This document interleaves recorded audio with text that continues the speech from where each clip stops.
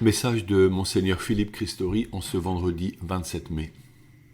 À chacun est donnée la manifestation de l'Esprit en vue du bien. Nous sommes au cœur de l'événement de l'Ascension, ce moment décisif de la vie de Jésus qui est élevé au ciel auprès de Dieu le Père, à la vue des apôtres présents. Relisons ce passage rapporté par saint Luc.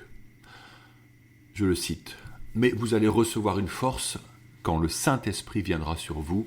Vous serez alors mes témoins à Jérusalem, dans toute la Judée et la Samarie, et jusqu'aux extrémités de la terre. » Après ces paroles, tandis que les apôtres le regardaient, il s'éleva, et une nuée vint le soustraire à leurs yeux. Acte 1, au verset 8 et 9. Dorénavant, les apôtres sont responsables du message et des dons spirituels que Jésus leur a confiés. L'Église est née et ils ont la mission d'annoncer le salut à toutes les nations. Jésus leur avait dit, avant son départ, qu'il leur enverrait l'Esprit. Ils vont attendre cette manifestation divine, dont les effets ne leur sont pas encore connus, durant 9 jours, restant en prière au Cénacle à Jérusalem. Ce sera lors de la fête de la Pentecôte qu'ils seront embrasés par le Saint-Esprit. Saint Paul n'est pas encore présent à ce stade de la vie de l'Église primitive. On l'aperçoit une première fois lors de la lapidation du diacre Étienne, acte 7. Heureusement, après sa conversion miraculeuse, Paul développe son enseignement en le transmettant aux communautés qu'il fonde en plusieurs régions de l'Empire romain par des lettres conservées dorénavant dans le Nouveau Testament. Nous avons commencé à parler des charismes la semaine passée et nous allons de l'avant. Il y a 3 chapitres déterminants dans la première lettre aux Corinthiens. Le chapitre 12 présente la notion de charisme. Le chapitre 13 présente la charité comme la voie excellente. Le chapitre 14 insiste sur l'utilité de la prophétie et du chant en langue pour bâtir la communauté, comparé à un corps dont chacun est un membre nécessaire et digne. On peut donc constater que pour Paul, la charité est comme la clé de voûte de son discours. On voit aussi que Paul prend la peine de décrire longuement les charismes, alors que le support même qu'il utilise pour écrire est précieux et coûteux à l'époque. C'est dire l'importance de ce qu'il désire nous dire pour la vie de l'Église. Les charismes concernent tout fidèle, puisqu'à chacun est donnée la manifestation de l'Esprit, ce qui signifie à tous, en vue du bien commun. 1 Corinthiens 12 au verset 7. La question abordée ne peut pas être esquivée puisqu'il en va de l'Église et de l'évangélisation des non-croyants. Saint Paul donne un enseignement déterminant pour la vie de nos communautés paroissiales et la vie charismatique. Je cite Saint Paul. « Les dons de la grâce sont variés, mais c'est le même esprit. Les services sont variés, mais c'est le même Seigneur. Les activités sont variées, mais c'est le même Dieu qui agit en tout et en tous. À chacun est donnée la manifestation de l'Esprit en vue du bien. À celui-ci est donnée, par l'Esprit, une parole de sagesse, à un autre une parole de connaissance, selon le même Esprit. À un autre reçoit, dans le même Esprit, un don de foi. Un autre encore, dans l'unique Esprit, des dons de guérison. À un autre est donné d'opérer des miracles. À un autre de prophétiser. À un autre de discerner les inspirations. À l'un de parler diverses langues mystérieuses, à l'autre de les interpréter. Mais celui qui agit en tout cela, c'est l'unique et même Esprit. Il distribue ses dons comme il le veut, à chacun en particulier. » Fin de citation. 1 Corinthiens 12 au verset 4 à 11. Qui peut recevoir ces charismes ? Paul le dit bien, chacun de nous. Rappelons-nous le jeune garçon Daniel qui sauve Suzanne de la mort. Spontanément, Daniel prophétise et annonce que le jugement qui la condamne est faux. L'amour est au cœur de l'exercice des charismes, avec l'humilité et le désir de servir. Ceci nécessite que tous les fidèles comprennent que c'est l'Esprit qui conduit la vie ecclésiale. Certains chrétiens sont trop ancrés dans leurs prérogatives, leurs responsabilités, leurs certitudes et leurs acquis au sein de la paroisse. C'est un véritable obstacle à la mission. Dans ce cas, on voit que la liberté de l'esprit est freinée par ces esprits sûrs d'eux-mêmes, mais peu inspirés. Nous n'insistons jamais assez sur la place unique de la charité, de l'amour partagé, qui conduit toute personne vivant en Dieu à l'abandon à la volonté divine, dans une vraie humilité, afin d'être, à l'instar de la Vierge Marie, l'instrument du Verbe divin pour donner Jésus au monde. Je cite saint Paul. « J'aurais beau parler toutes les langues des hommes et des anges, si je n'ai pas la charité, s'il me manque l'amour, je ne suis qu'un cuivre qui résonne, une cymbale retentissante. J'aurais beau être prophète, avoir toute la science des mystères et toute la connaissance de Dieu. J'aurais beau avoir toute la foi pour jusqu'à transporter les montagnes. S'il me manque l'amour, je ne suis rien.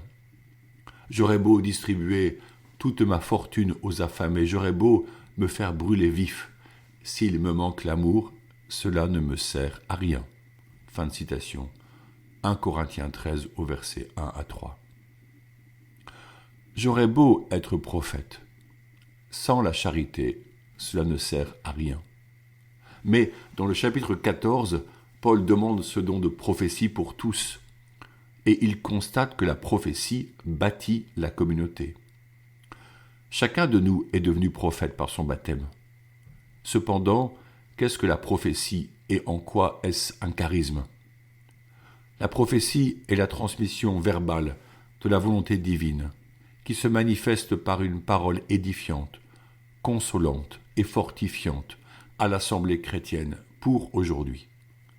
Le prophète est un baptisé qui, écoutant en lui-même l'émotion du Saint-Esprit, ose parler à ses contemporains pour édifier l'Église, soutenir les faibles, encourager les peureux, fortifier les responsables, guider les fidèles. Sa parole n'est pas un conseil humain, aussi sage soit-il, mais l'écho de l'Écriture sainte qu'il laisse surgir en lui sous l'action de l'Esprit et qu'il ose partager à une personne ou à une assemblée pour lui dévoiler la route à suivre.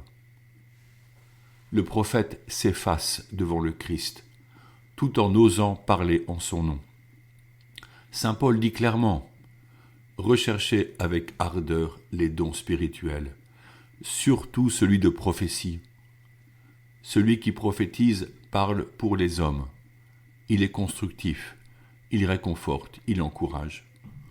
Celui qui prophétise construit l'assemblée de l'Église. Je souhaiterais que vous parliez tous en langue, mais plus encore que vous prophétisiez. » 1 Corinthiens 14, au verset 1 à 5.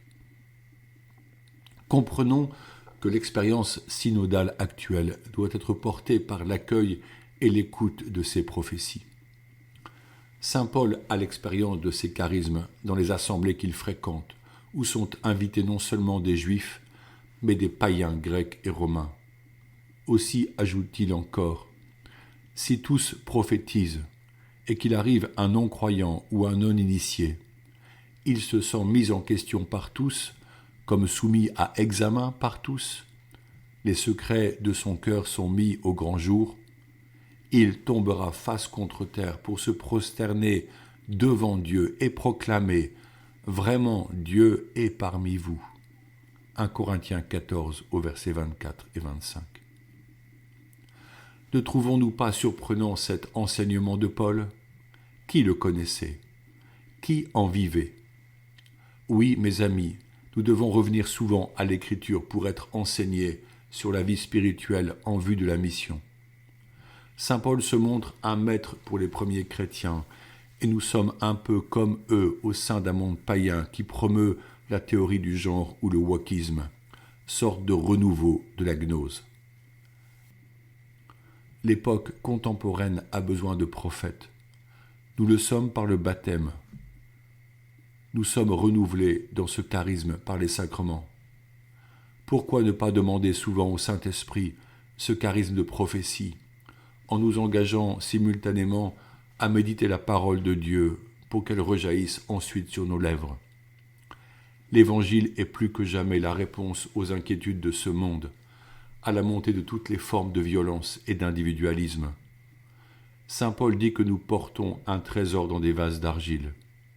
Or nous sommes faits de l'argile, comme la Genèse le dit, Genèse 1, façonnés par Dieu à son image et à sa ressemblance.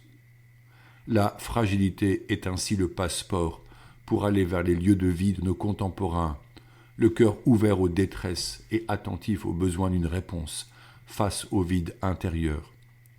C'est le Christ qui peut combler, car il est le chemin, la vérité et la vie. N'est-ce pas merveilleux de comprendre que l'Esprit Saint nous accompagne et qu'il bâtit l'Église? Soyons de plus en plus des prophètes en méditant la parole et en appelant l'Esprit à nous saisir. Invoquons encore l'Esprit Saint durant la neuvaine de prière avant la Pentecôte.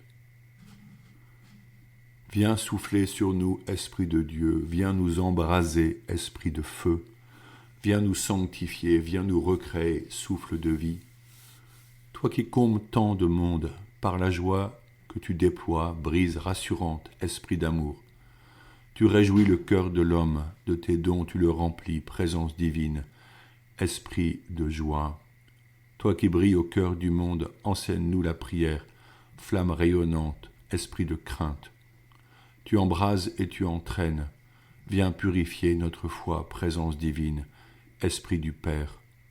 Viens souffler sur nous, Esprit de Dieu, viens nous embraser, Esprit de feu. Bonne journée.